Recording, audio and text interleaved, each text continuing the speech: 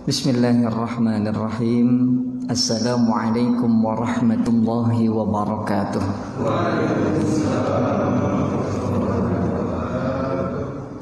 Alhamdulillahilladzi ja'ala syahra Rajab wa Sya'ban wa Ramadhan min asy-syuhuril karimah wal 'azimah. Asyhadu an la ilaha illallah wa asyhadu anna Muhammadar Rasulullah. Allahumma salli wa sallim ala sayyidina Muhammadin wa ala alihi wa sahbihi ajma'in. Allahumma ja'al jam'ana hadha jam'an marhuman wa tafarruqana min ba'dihi tafarruqan ma'suman wa la tad'a fina wa la ma'ana syaqiyan wa la mahruman. Allahumma anfa'na bima 'allamtana wa 'allimna ma yanfa'una warzuqna 'uluman tanfa'una. Amin ya rabbal alamin. Ma'asyiral muslimin rahimakumullah, yang sama-sama kita hormati Ketua DKM beserta staf-staf pengurus DKM Masjid Al-Hidayah Klaster Topas Perumahan Permata Cimanggis beserta para jamaah sekalian.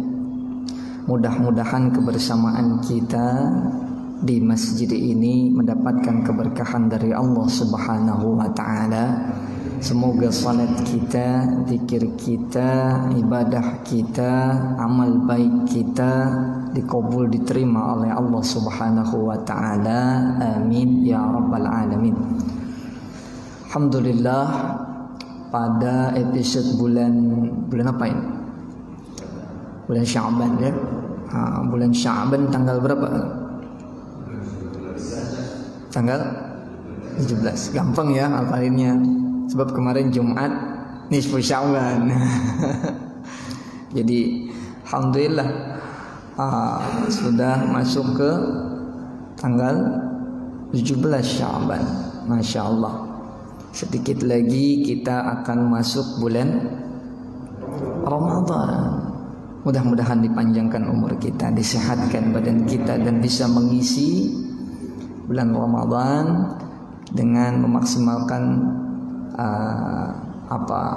ibadah kita, mempersembahkan yang terbaik ya untuk Allah Subhanahu wa taala insyaallah. Iya. Jadi bulan Sya'ban itu sebenarnya merupakan salah satu bulan yang mulia juga. Namun banyak orang yang lalai dengan bulan Sya'ban karena keberadaannya yang berada di antara bulan Rajab yang merupakan salah satu dari 4 bulan haram. Lalu setelah bulan Sya'ban ada bulan Ramadan, bulan yang dimuliakan ya. Karena salah satunya di dalam bulan Ramadan diturunkannya Al-Quran. Ini bulan Sya'ban juga sebenarnya bulan istimewa. Buktinya apa? Buktinya dalam hadis An-Nasa'i ya, dari Aisyah radhiyallahu anha itu bahwasanya dulu Aisyah ya, istri Rasulullah sallallahu alaihi wasallam itu merasa heran melihat Rasulullah begitu banyak berpuasa di bulan Sya'ban. Ya sebenarnya tidak hanya puasa tapi ibadah-ibadah yang lainnya. Ya, tapi yang lebih spesial puasanya Rasulullah, puasa sunnahnya Rasulullah di bulan Sya'ban itu hampir 1 bulan penuh. Ya. Paling hanya akhir-akhirnya saja tidak berpuasa karena untuk membedakan dengan puasa Ramadan. Sampai Aisyah bertanya itu, kenapa begitu? Ya. Lalu kemudian ya Rasulullah sendiri yang mengatakan bahwa bulan ini banyak dilupakan oleh manusia, oleh umat Islam karena keberadaannya di antara bulan Rajab dan bulan Ramadan. Padahal bulan Sya'ban itu adalah bulan diangkatnya atau dihadapkannya amal ibadah manusia, amal ibadah kita kepada Allah Subhanahu wa taala. Ini riwayat An-Nasa'i. Kalau dalam riwayat Abu Ya'la dikatakan mengapa Rasulullah banyak berpuasa di bulan Sya'ban ini? Karena bulan takdirul a'mal, Kalau dalam riwayat An-Nasa'i adalah bulan raf'il a'mal, diangkatnya amal perbuatan kita. Kalau dalam riwayat Abu Ya'la takdirul a'mal. A'mal itu umur, ditakdirkannya umur manusia di tahun ini kapan matinya, ya gitulah istilahnya. Ya, karena setiap yang bernyawa akan meninggal dunia. Rasulullah itu ingin ketika dalam riwayat Nasa'i, ingin ketika diangkat atau dihadapkan amal perbuatanku, aku dalam keadaan berpuasa. Kalau dalam riwayat Abu Ya'la, aku ingin ketika ditakdirkan kematianku, aku ingin dalam keadaan berpuasa. Tidak hanya puasa sebenarnya, tapi juga amal ibadah yang lainnya. Lalu saya temukan ada dalam kitab Ma fi Sya'ban, ada judul kitab itu Ma fi Sya'ban, karya Sayyid Muhammad bin Alwi bin Hasan Al-Makki, ya, Al-Maliki Al-Hasani, ya. Itu mengapa Rasulullah itu begitu luar biasa beribadah di bulan Sya'ban. Salah satunya adalah untuk mengajarkan kita agar di bulan Ramadan nanti punya persiapan yang maksimal itu. Jadi terbiasa. Ini kan kalau yang sudah terbiasa olahraga, ya misalkan, ya kalau mau ikut turnamen kan biasa saja, ya tidak terlalu gimana-gimana gitu. Kalau tiba-tiba kita ingin ikut turnamen tuh, nggak pernah latihan, nggak pernah olahraga, ya pas turnamen babak belur. Turnamen futsal, ya baru 5 menit sudah KO, napasnya sudah Senin Kamis gitu. Sama, ya bahkan Ibnul Qayyim itu mengatakan mengapa Rasulullah banyak berpuasa, memperbanyak puasa, karena ibaratnya seperti kita ingin sholat wajib. Sebelum sholat wajib kita sholat apa itu tadi? Nah, sholat sunnah qobliyah. Sholat sunnah qobliyah sebelum sholat wajib. Nah, begitupun dengan bulan Ramadan. Sebelum kita nanti diwajibkan berpuasa di bulan Ramadan, maka kita berpuasa. Nah, sunnah di bulan Sya'ban. Nah, tapi kalau yang tidak terbiasa berpuasa, stop puasanya sampai nisfu Sya'ban kemarin. Tapi kalau yang sudah biasa berpuasa, lanjut puasa nggak apa-apa. Ya, Ayyamul Bida, lalu kemudian yang ingin puasa Senin Kamis, puasa Daud, ya, dan seterusnya. Ya, begitupun dengan tilawah Al-Quran. Kalau yang tidak terbiasa tilawah Al-Quran, ya bulan Ramadan nanti tilawati WA, tilawati Facebook. Ya, kalau yang tidak biasa ikut mengaji, ya tidak ikut pengajian, tidak suka i'tikaf, ya nanti i'tikafnya di depan YouTube, ya mazhab YouTubiah nanti, ya sudah, yang nggak keruan nanti. Nah, nggak bisa dadakan nanti bulan Ramadan ingin maksimal dalam beribadah, susah kalau tidak terbiasa. Makanya menjadi fenomena sekali, khususnya di tengah-tengah kita. Kalau di awal Ramadan, bagaimana kondisi masjid, musalla, majlis ta'lim yang mengadakan tarawih, gimana kondisinya? Oh, sampai keluar-keluar, benar-benar sampai keluar-keluar dari dalam sampai keluar. Coba dilihat 10-20 hari kemudian, sampai keluar-keluar juga. Tapi yang di dalam,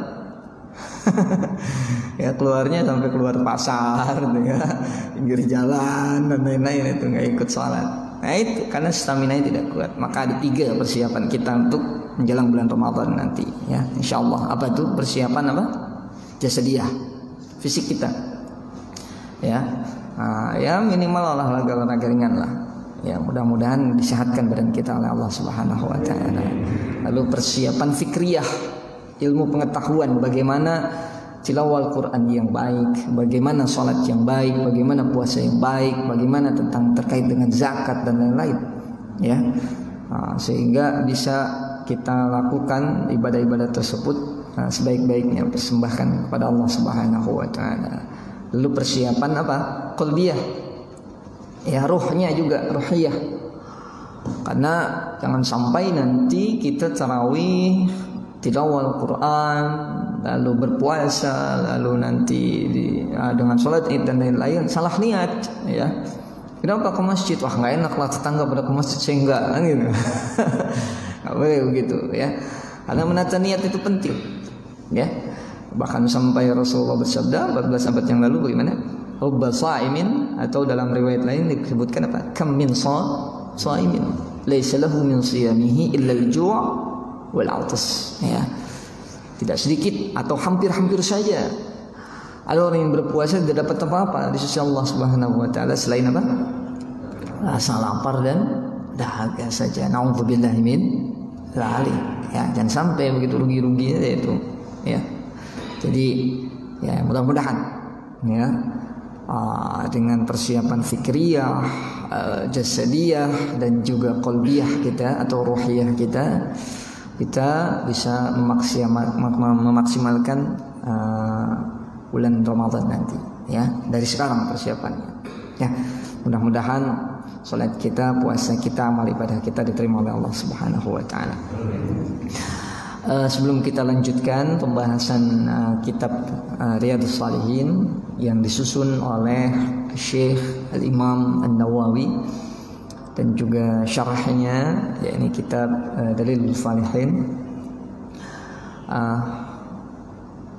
Mari sama-sama kita awali dengan baca surah Al-Fatihah untuk para alim ulama yang sudah mendahului kita, wabil khusus muallifu hadzal kitab, penyusun kitab-kitab ini, kitab Riyadhus Shalihin, kitab Dalilus Shalihin. Juga guru-guru kita yang lain, guru saya yang dulu mengajarkan kitab Riyadhus Shalihin ini, dan juga bapak saya, ya, Abu Yaqi Al-Hajj Abdullah Yaqub, dan para alim ulama lainnya. Mudah-mudahan dalam alam barzahnya dijadikan raudhah min riyadil jannah, dan kita yang melanjutkan perjuangan para alim ulama diistiqomahkan oleh Allah Subhanahu wa taala dalam kebaikan dan kebenaran, dan semoga ilmu yang kita kaji menjadi ilmu yang barakah dan manfaah. Ala hadhihi niyyah wa ala kulli niyatin salihah. Al-Fatihah. A'udzubillahi minasyaitonir rajim. Iyyaka na'budu wa iyyaka nasta'in ihdinas siratal mustaqim siratal ladzina an'amta 'alaihim ghairil maghdubi alaihim waladdallin. Rabbi ighfir lana wa liwalidayna. Baik, kita masuk ke bab selanjutnya. Ini runtutan masih, ya, bab 38, 35, 36, 37, ya, 38, ya, dari bab 34, ya, 34 sampai selanjutnya sampai bab sekarang 38 masih berkaitan dengan keluarga. Kewajiban suami, kewajiban istri, kewajiban nafkah. Nah, sekarang kewajiban untuk apa? Ta'muruna bil ma'ruf wa tanhauna 'anil munkar. Untuk siapa? Untuk keluarga kita. Jadi bab wujub, ya, tentang kewajiban bagi kita untuk amara, yang betul amara, menyuruh, ya, keluarga kita. Nah, dalam syarahnya dikatakan siapa yang dimaksud dengan keluarga adalah zaujah pertama itu. Apa itu zaujah? Istri, wa mustauladah, dan yang dilahirkan oleh istri, entah itu anak tiri ataupun anak kandung, ya. Wa auladuhul mumayyizin. Apa itu mumayyiz itu? Mumayyiz itu adalah anak yang sudah bisa membedakan, ya, mana baik, mana yang tidak baik. Kalau kita buka kitab lain itu ada penjelasannya. Ada yang mengatakan sekitar 7 tahun, ya, sekitar apa? 7 tahun, ya, anak SD, ya. Nah, sudah masuk SD itu, ya. Nah, di sini disebutkan aulad. Aulad itu identik dengan anak laki. Sebenarnya di sini dalam syarahnya dikatakan mayasmalu banatul mumayyizat, termasuk juga anak perempuan sebenarnya. Mengapa Imam An-Nawawi menggunakan kata aulad? Ya, mengapa? Karena At-tadhkir lit-taghlib wa syarafidz dzukur. Karena memang tidak bisa dipungkiri kelelakian itu mendominasi dalam banyak hal. Ya. Contoh, kalau dalam masjid yang menjadi imam laki-laki atau perempuan? Laki-laki, ya. Kalau jadi khatib Jumat, siapa tampil? Dulu pernah ada kesetaraan gender, ya, apa istilahnya itu? Kesetaraan gender. Sampai ada masjid yang nekat mendaulat seorang ustazah menjadi khatib Jumat demi kesetaraan gender. Ini kan ngawur, tidak tepat. Ya, masing-masing ada fitrahnya, masing-masing ada fitrahnya. Dalam beberapa hal memang laki-laki mendominasi itu atau mendapatkan hak untuk melakukan itu, termasuk juga dengan azan dan iqamah. Jadi kesetaraan gender itu adalah pemahaman yang kebablasan sebenarnya. Islam itu bukannya menghinakan kaum perempuan, bukan, tapi menempatkan kaum perempuan di fitrahnya, begitu. Tidak memaksakan kaum perempuan untuk melanggar fitrahnya, begitu. Dan laki-laki ditempatkan di fitrahnya sebagai seorang pemimpin rumah tangga dan seterusnya. Ya, jadi Imam Nawawi menyebut aulad bukan berarti Imam Nawawi ini tidak menghiraukan kaum perempuan, bukan. Tapi dalam bab lain bahwa kaum perempuan begitu diangkat haknya, ya, dalam ayat-ayat Al-Quran dan juga hadis-hadis Rasulullah. Ya, lanjutkan dulu. Wasa min man fi ra'iyatihi, dan juga semua orang yang dalam lingkungan penjagaannya atau asuhannya, ra'iyah. Siapa di sini maksudnya? Minal abid wal ima. Kalau zaman dulu ada yang disebut dengan hamba sahaya, baik itu budak laki-laki ataupun perempuan. Untuk apa bagi kita kepala rumah tangga menyuruh keluarga, menyuruh anak-anak kita untuk apa? Untuk bita'atillahi ta'ala, untuk taat kepada Allah Subhanahu wa taala. Ini dalam syarah ini dibedakan antara taat dengan ibadah dengan taqarrub ilallah. Apa bedanya, Pak? Apa bedanya ibadah, taat dan taqarrub ilallah, mendekatkan diri kepada Allah? Apa bedanya? Selama ini kita kan menyamakan saja. Sebenarnya beda. Ya, sebenarnya beda. Apa itu taat kepada Allah Subhanahu wa taala? Imtithalu amrihi wa nahyihi. Yakni taat kita kepada perintah Allah dan juga taat juga dengan larangan Allah. Yang Allah perintahkan kita jalani, yang Allah larang ya kita tidak lakukan, begitu.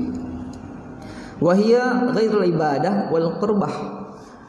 Tapi taat itu berbeda dengan ibadah dan qurbah dalam hal ini tuh. Dalam kitab ini disebutkan tuh penjelasannya. Apa itu ibadah? Ibadah itu adalah ketundukan kita kepada Allah Subhanahu wa taala, di mana ada syarat niat. Ada syarat niat dan juga syarat ma'rifah di dalamnya. Ini ibadah. Pak, apa bedanya main air dengan wudhu? Apa bedanya? Iya, wudhu pakai niat. Main air. Apa bedanya mandi biasa dengan mandi wajib? Apa bedanya? Iya. Itu bisa. Jadi ibadah itu adalah syaratnya dua, menghadirkan niat dan ma'rifah kepada Allah Subhanahu wa taala. Kita sholat untuk siapa? Ibadah itu lillahi.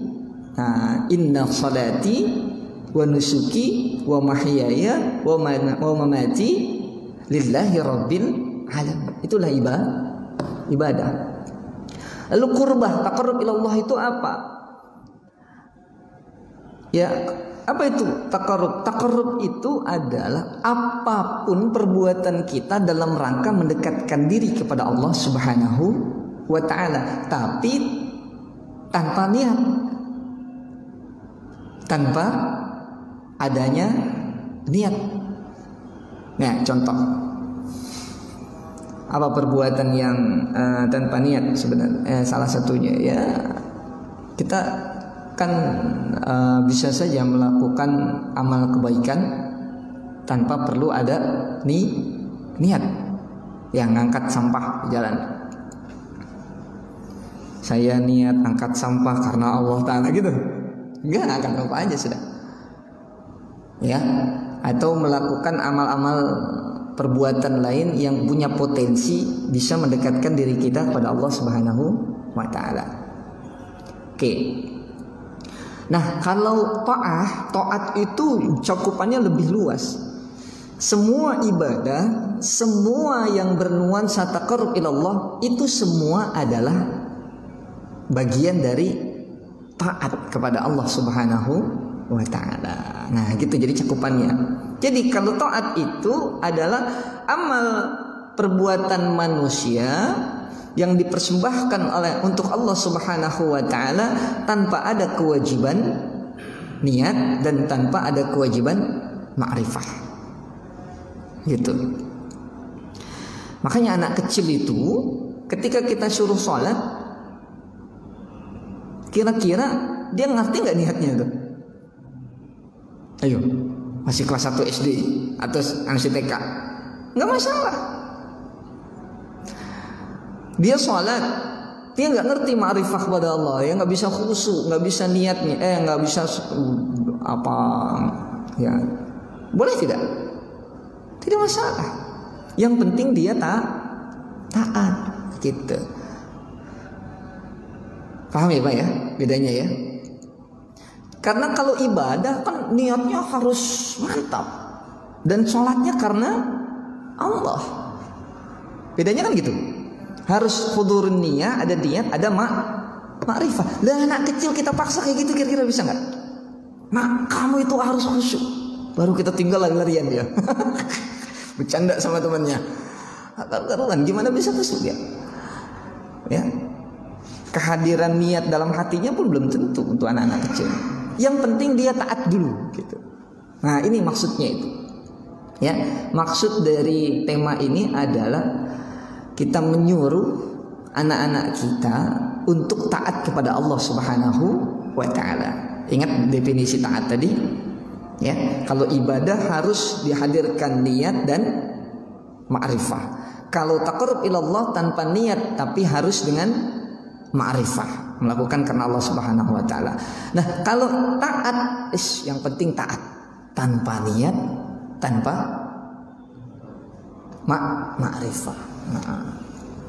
Jadi susah kita kalau nyuruh anak-anak itu, kalian itu sholat harus karena Allah Subhanahu wa ta'ala.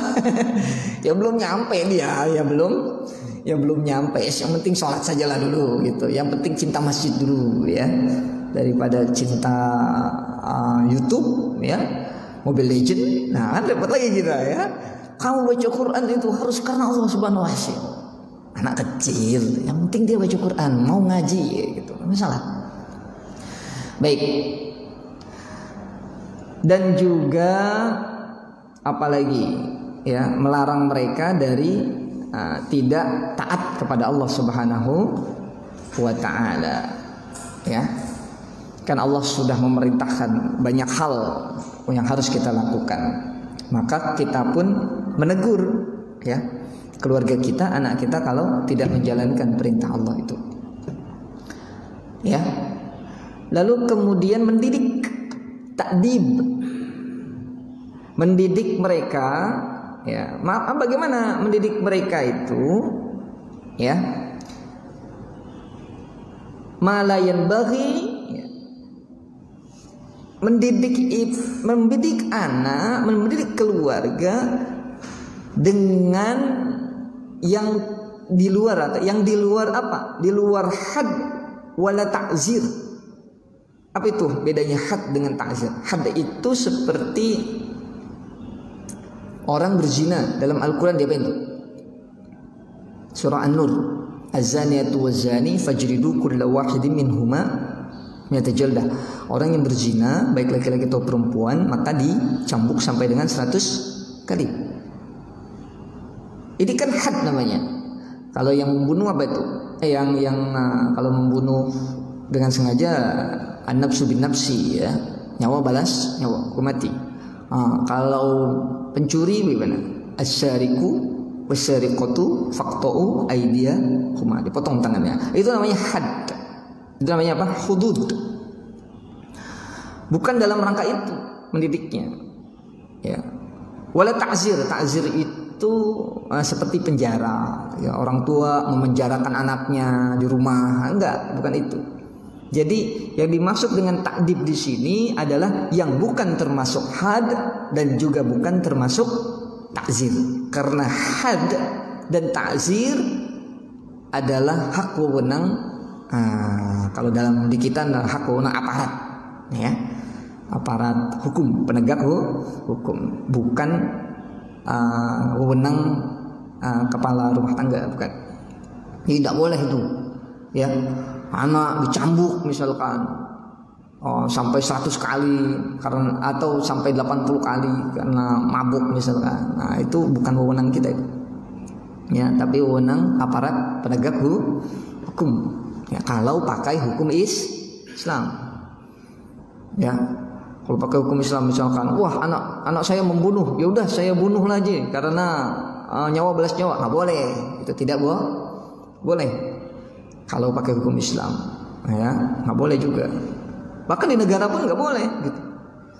Ya, mentang-mentang ingin mendidik anak, lalu kemudian apa yang harus dilakukan oleh aparat penegak hukum dilakukan di rumah, tidak boleh. Ya, ini tidak boleh. Karena itu bukan ta'dib namanya, itu namanya had atau ta'dzir. Kalau ta'dib, ya nanti kita akan bahas tuh. Baik, jadi tema kita adalah kewajiban bagi kita untuk menyuruh keluarga kita, anak-anak kita yang sudah mumayyiz, ya, baik anak laki-laki ataupun perempuan. Kalau punya pembantu, ya pembantu di rumah juga. Untuk apa? Untuk taat kepada Allah Subhanahu wa Ta'ala. Taat dalam makna yang luas tadi, ya, bukannya terkait dengan ibadah atau taqarrub ilallah, tapi taat dalam makna yang lebih luas. Dan juga kalau mereka melanggar, ya kita tegur, ya, mendidik mereka, ya, dan juga mencegah mereka untuk ya, mencegah mereka dari perbuatan yang tidak boleh dilakukan. Nah, ayat-ayatnya di dalam kitab Riyadhus Shalihin yang pertama, wa qala Allah Ta'ala wa'mur ahlaka bis-shalati wastabir 'alaiha. Apa firman Allah? Dan perintahlah keluargamu dengan salat.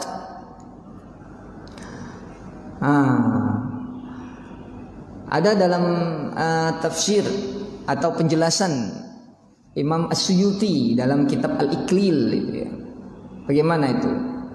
Bahwasanya diwajibkan bagi manusia untuk memerintah keluarganya, yakni istrinya, hamba sahayanya kalau zaman dulu.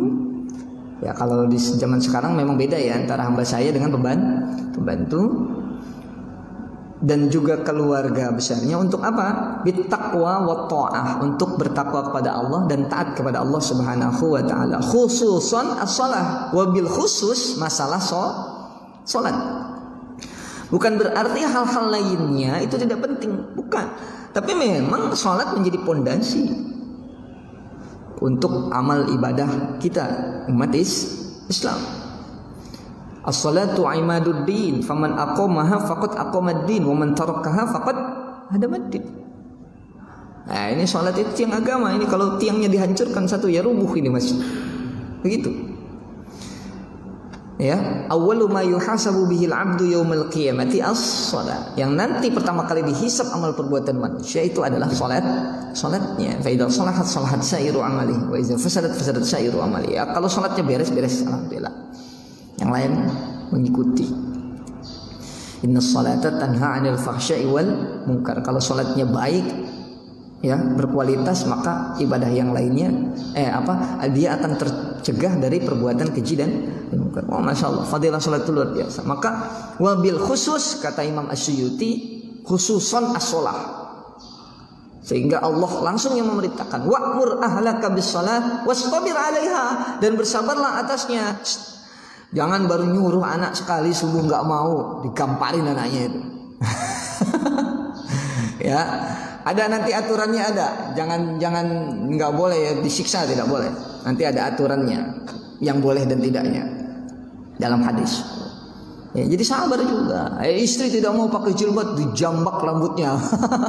Ya, jangan. Ya, ada aturannya. Begitu. Ya. Bahkan dalam riwayat Ibnu Abi Hatim yang dari Umar bin Khattab, ya, Rasulullah pernah menyampaikan bahwasanya Rasulullah itu karena iza staiqadha minal lail, kalau Rasulullah bangun malam, aqama ahlahu, lalu Rasulullah membangunkan keluarganya. Yang beb tahajud yuk beb, gitu loh. Ya, neng, kakak, adek, ayo bangun nak, gitu. Ya. Untuk apa? Untuk sholat, untuk tilawah Al-Quran, untuk ibadah. Masya Allah. Maka salah satu sunnahnya dalam rumah itu ada musallal bait, ada tempat sholat di rumah untuk melaksanakan sholat sunnah dan juga tilawah Al-Quran dan zikrullah. Sholat wajibnya di masjid kita, tapi untuk tahajudnya, munajat kita di tengah malam di rumah, itu yang lebih afdol, yang lebih utama dalam rumah. Namanya musalla rumah. Ya, Rasulullah pernah diundang datang ke rumah sahabatnya. Lalu kemudian Rasulullah bertanya ke pemilik rumah tuh, di mana kamu biasa sholat? Di sini ya Rasul. Lalu kemudian Rasulullah sujud di situ. Itu menjadi sunnah. Di rumah harus ada itu. Ya, kita biasakan istri kita, anak kita qiyamul lail, begitu. Nah, karena memang maaf ya Pak ya, ini kan pengalaman. Kalau saya sudah bangun, otomatis istri saya bangun, lalu istri saya bangunin anak-anak. Iya. Kalau saya lagi sakit ya, sedang tidak enak badan, saya tidak bangun di tengah malam atau tidak bangun untuk melaksanakan sholat subuh, itu ngefek ke anak saya. Ikut tidur itu. Ini serius. Anak saya hampir setiap hari sholat berjamaah subuh di masjid bersama anak-anak santri. Anak saya masih kelas 2 SD itu. Sholat. Ya gimana bapak ibunya? Kalau saya lagi sakit, istri saya lagi haid, ikut anak nggak ke masjid? Enggak ikut berjamaah. Begitu, kecuali kakaknya yang sudah besar ya. Udah ada kelas 6 SD. Kalau adiknya ya enggak itu. Dan adiknya ikut kakaknya gitu. Kakaknya lagi nggak sholat juga nih ya, lagi sakit, nggak ikut juga gitu. Karena memang di keluarga itu saling apa ya? Saling apa sih? Ya, saling mempengaruhi ya. Gitu. Kita jangan nuntut istri kita jadi soleha, rajin sholat, rajin ngaji. Anak kita jadi soleha, rajin sholat, rajin ngaji, berbakti kepada orang tua. Lagi mana orang tuanya juga. Tapi memang tidak jadi jaminan, karena ada orang tuanya soleh seperti Nabi Nuh, lalu anaknya menjadi Kan'an, ya kan? Gitu. Tapi ada bapaknya model Firaun, tapi anaknya menjadi Nabi Musa. Ya ada model-model begitu, ya kan? Ya inginnya kita seperti Nabi Ibrahim, istrinya soleha, ya, sang suami juga soleh, anak-anaknya menjadi nabi. Cuma problemnya Nabi Ibrahim istrinya aduh, Pak Irfan gimana nih? Ya, gaskeun lah ya. Begitu. Wa qala ta'ala ya ayyuhalladzina amanu qu anfusakum wa ahlikum nara. Allah berfirman, wahai sekalian orang-orang yang beriman, qu anfusakum, jagalah dirimu. Apa maksudnya? Dalam syarahnya dikatakan bitarkil ma'asi, untuk meninggalkan maksiat. Jagalah dirimu dari perbuatan maksiat. Dan juga jagalah dirimu dalam hal apa? Bifi'lit ta'ah. Jagalah dirimu untuk senantiasa taat. Gitu. Itu tafsirnya. Jadi jagalah dirimu, maksudnya adalah agar tidak melakukan kemaksiatan dan juga senantiasa taat kepada Allah Subhanahu wa ta'ala. Wa ahlikum, dan juga keluargamu. Dengan cara apa menjaga keluarga? Bin nashi, dengan menasehati keluarga kita. Wa ta'dib, tadi dengan mendidik keluarga kita, mendidik istri kita. Coba antum satri, bagaimana cara mendidik istri itu? Kita nasihatin terus setiap hari. Kak, beliin aja buku fikih wanita. Iya, Neng, ada buku bagus nih, kado ulang tahun. Menjadi istri yang salehah, menjadi ibu bagi anak-anak yang saleh salehah, menjadi ibu. Kasih aja buku. Begitu. Jadi mendidik. Ya, itu. Wa ahlikum naron. Mengapa Al-Quran menyebutnya naron? Padahal bisa saja ku anfusakum wa ahlikumun nar, pakai alif lam. An-nar itu namanya ma'rifah. Tapi mengapanya pakai nakirah naran? Dalam tafsirnya dikatakan at-tanwin fi halit ta'zim. Mengapa munculnya naron bukan an-nar? Karena untuk menggambarkan kedahsyatan nerakanya Allah Subhanahu wa ta'ala. Kenapa? Karena lanjutan ayatnya waquduhan nar waquduhan nas wal hijarah. Neraka itu bahan bakarnya adalah batu dan manusia. Makanya Allah pakainya ku anfusakum wa ahlikum naran, bukan an-nar. Itu untuk menggambarkan kedahsyatan ya nerakanya Allah Subhanahu wa ta'ala. Maka ini tetut yang kita nih kasih nasihat, kasih pendidikan akhlak untuk istri dan anak-anak. Ini pertanggungjawaban loh Pak. Ini pertanggungjawaban. Ini perintah Allah. Kalau kita santai-santai, urusan saya, urusan istri saya, biarin aja istri saya mau nggak sholat, nggak mau pakai jilbab, urusan dia lah. Nggak bisa Pak. Nggak bisa.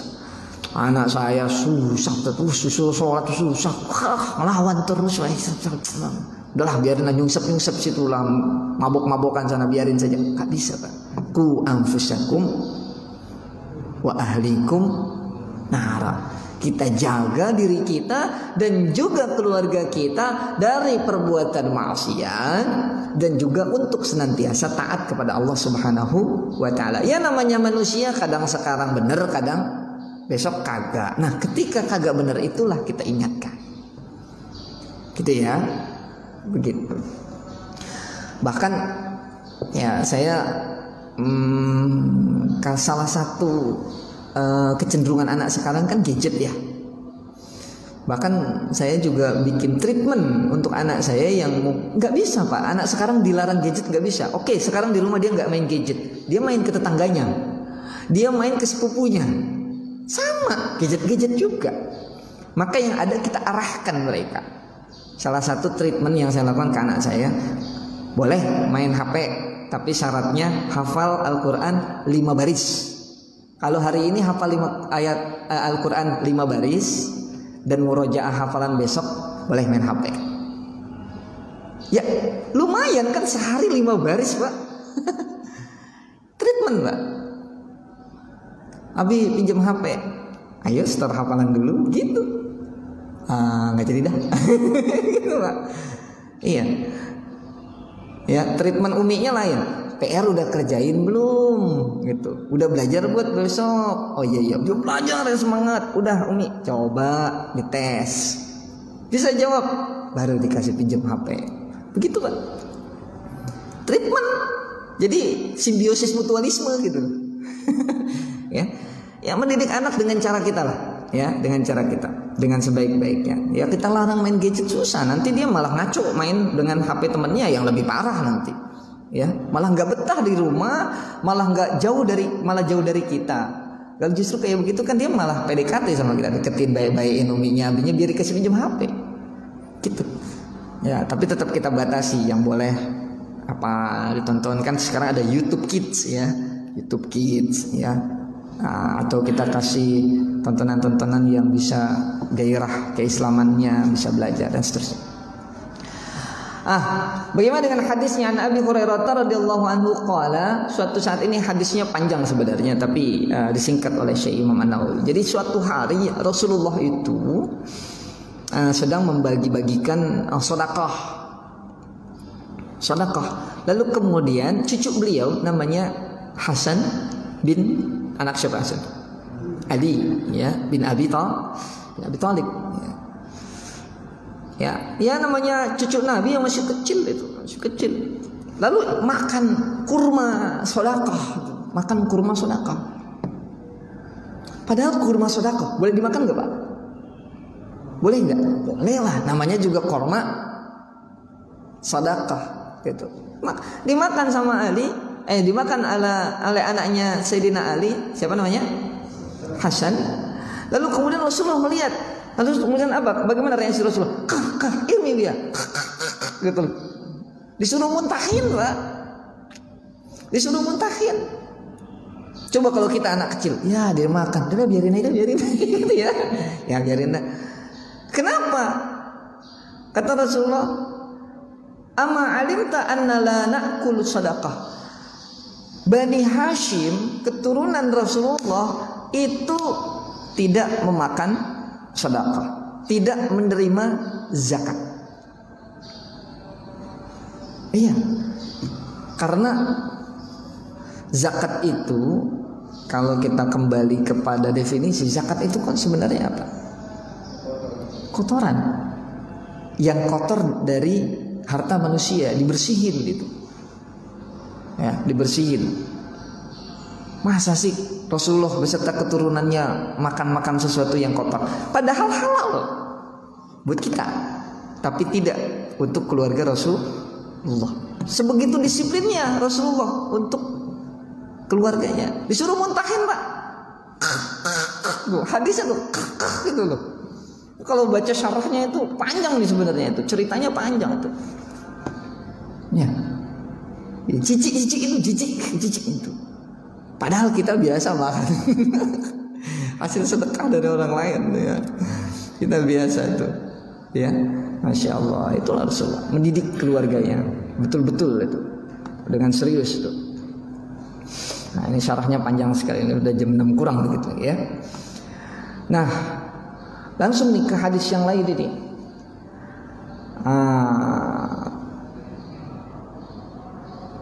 Nah ini an Abi Hafsin Amr bin Abi Salamah. Ini kalau tadi cucu Rasulullah langsung, kalau ini bahkan anak tiri ya, anak tirinya Rasulullah Shallallahu Alaihi Wasallam. Jadi nggak pengaruh ya untuk anak kandung atau cucu kandung ataupun anak tiri. Ya maka di sini pun Robib Rasulullah. Robib itu anak tiri Rasulullah. Suatu hari ini anak tirinya Rasulullah ya namanya ya itu namanya anak-anak ya duduk di pangkuan Rasulullah. Jadi nih ceritanya gini, Rasulullah lagi makan bersama ya, lalu jangan bayangkan piringnya kecil kayak kita ya. Nah kayak kalau lagi acara bareng tuh makannya bagaimana, pakai apa tuh? Bisa tuh nampan gede itu ya. Nah itu kan ada lauk-lauk masing-masing ya. Nah namanya bocah kecil ya di pangku Rasulullah. Lalu kemudian ini bocah makannya ngacak. Sono diambil, sono diambil, jatah sono diambil, gitu. Dalam riwayat yang lain dikatakan bahwa dalam satu meja lalu dia ngambil yang jauh dari dia. Namanya bocil ya, diambil gitu. Lalu kemudian dinasihati oleh Rasulullah. Ya gulam, bocil gitu ya. Semillah ta'ala, kalau mau makan baca bismillah. Wakul biyaminika, kalau makan pakai tangan kanan. Yang namanya bocah kecil gitu ya, dinasihatin sama Rasulullah. Wakul mimma yalika, makan yang dekat kamu saja. Itu Rasulullah memberikan pendidikan untuk anak tirinya, untuk cucunya, untuk keluarganya. Ya, maka kita juga didik anak-anak itu. Jangan sembarangan. Itu namanya pendidikan akhlak. Anak-anak sekarang akhlaknya itu nggak karu-karuan. Kenapa? Karena banyak orang tua yang lebih bahagia melihat anaknya dapat nilai 9, juara kelas, juara ini dan lain sebagainya. Tapi faktor adab dikesampingkan justru. Nauzubillahi min dzalik. Maka kemudian muncul generasi-generasi yang tidak beradab. Ya, jadi pendidikan akhlak, takwimul akhlak. Karena dalam Islam itu esensi dari pendidikan adalah takwimul akhlak, ya, pendidikan akhlak.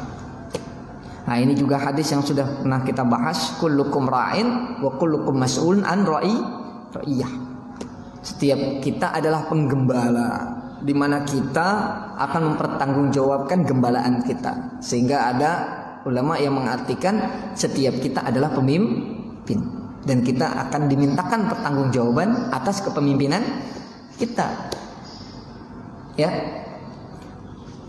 Pemerintah itu adalah pemimpin. Seorang laki-laki, ya, kepala rumah tangga itu adalah pemimpin di keluarganya. Seorang istri adalah seorang pemimpin juga di rumah tangganya, menjadi ibu rumah tangga untuk mengurus kebutuhan suami, anak-anak dan seterusnya. Wal khadimu ra'in, pembantu pun demikian.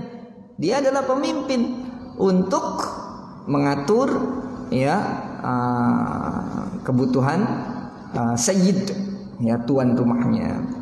Jadi fakullukum ra'in wa kullukum mas'ulan ra'iyah. Kita akan dimintakan pertanggungjawaban. Lalu kemudian ini syarahnya panjang juga, ya. Nah, ini saya mau tutup dengan hadis ini, masih banyak hadisnya. Bahwa Rasulullah SAW itu memerintahkan kepada kita, muru auladakum bis shalah, perintahkan anak-anakmu baik yang laki-laki ataupun yang perempuan untuk salat. Wahum abna'u sab'i sinin, kalau anakmu sudah masuk 7 tahun, sekitar kelas 1 SD atau TK tuh. Mulai dari kecil disuruh salat. Mulai dari kecil disuruh salat. Kita ajak ke masjid, nggak apa-apa berisik-berisik sedikit. Ntar lama-lama juga bosen. Berisik mah lagi awal doang. Besok kalau tarawih anak antum berisik, itu tandanya karena antum jarang bawa ke masjid. Gitu aja. Kalau bocah udah biasa dibawa ke masjid, anteng Pak, anteng. Itu yang berisik-berisik karena jarang dibawa ke masjid. Dari sekarang makanya diajak ke masjid, biar ntar tarawih kagak malu-maluin. 7 tahun sudah diperintahkan oleh Allah, oleh Rasulullah untuk anak kita agar terbiasa salat. Wadribuhum 'alaiha wa hum abna'u 10. Kalau usianya sudah 10 tahun kagak mau salat, boleh dipukul. Nah, bagaimana syarahnya? Ini yang kadang-kadang banyak orang tua yang keliwatan. Bocah dipukulin sampai babak belur, enggak karu-karuan. Digamparin, ada yang dipecut. Ada aturannya, Pak. Ada aturannya. Nah, ini saya langsung loncat ke sini nih. Yang tidak boleh adalah dorban ghairu mubarrah wa yattaqil wajh. Tidak boleh memukulnya dengan aniaya, Pak. Digebugin enggak boleh, Pak. Anak kita mau melanggar sekalipun, mau enggak karu-karuan sekalipun, enggak boleh digebugin, Pak. Wa yattaqil wajh, jauhi wajahnya, jangan pukul mukanya juga. Bagaimana pukulan itu yang mendidik? Oke, kalau zaman sekarang mungkin versi anak-anak kita, ya kita cubit lah, atau kita jewer lah. Tapi jewer juga jangan sampai telinga, cubit sampai lecet ke kulitnya. Gak boleh berlebihan, Pak. Nanti anak kita justru malah menjauh dengan kita. Caranya dengan pelan-pelan. Ya, tadi itu treatmentnya dengan treatment yang terbaik, sehingga anak kita, ya istri kita pun demikian. Kalau kita omel-omelin terus setiap hari, hatinya malah jadi keras. Anak kita omelin setiap hari, hatinya jadi keras. Ada kalanya kita tegas, ada kalanya kita berlembut, sehingga bisa ya itulah yang saya alami, ya, dididik oleh Abu Yaqi Al-Hajj Abdullah Yaqub Uminda Hajjah Muda Alim.